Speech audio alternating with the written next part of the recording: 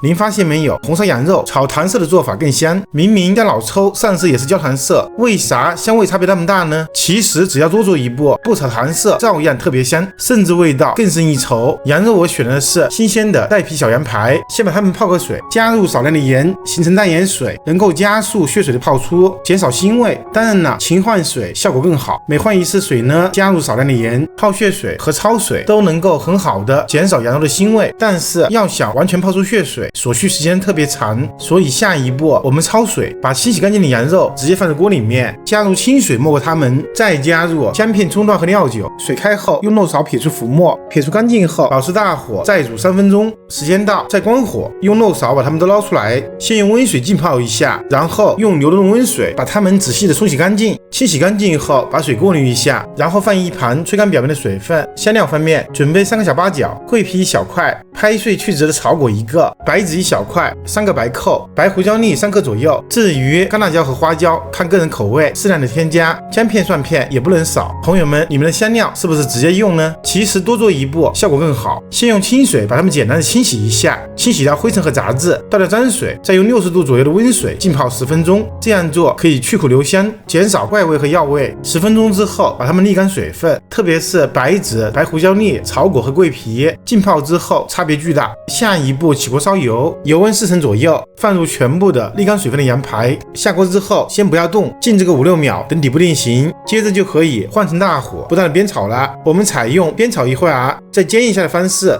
要把带皮羊肉炒干炒香，炒出内部的水汽。炒干水分后，再进一步的煸炒，把它们表面炒焦炒香，从而发生美辣的反应，赋予羊肉浓郁诱人的香味。这个煸炒大约需要2分钟左右的时间，要炒到轻微焦黄，香味特别浓郁。接着我们加入全部沥干水分的香料，再翻炒个10来秒，把它们也爆香。爆香后呢，再加入姜片、干辣椒、花椒继续爆香。趁热沿锅边旋转凝入2-3量的料酒，激发出香味，并挥发带走腥味。再旋转凝入2-3量的生抽，激发出酱香味。再加入1勺量的老抽上色，用勺子把它们翻炒均匀，把全部羊肉炒上色。下一步就可以加入适量的开水了，开水要一次性加够。水开后不加盖，大火煮5分钟，方便最后一丝腥味和异味的挥发。5分钟后加入点盐，加入15克黄冰糖，还可以选择性加入1个葱节，盖上盖子，开最小火慢炖40分钟。这个时间准备2根胡萝卜和3个土豆，把它们去皮后改刀切成小块，也可以用白萝卜。朋友们更喜欢哪种配菜呢？下一步夹出葱节，放入胡萝卜，先炖20分钟，再加入土豆炖20分钟。时间到，打开盖子，夹出香料，开大火收汁，一直收到汤汁见底，加入香菜，加入味精，推匀即可起锅装盘。我是大厨阿斗，我们下个视频见。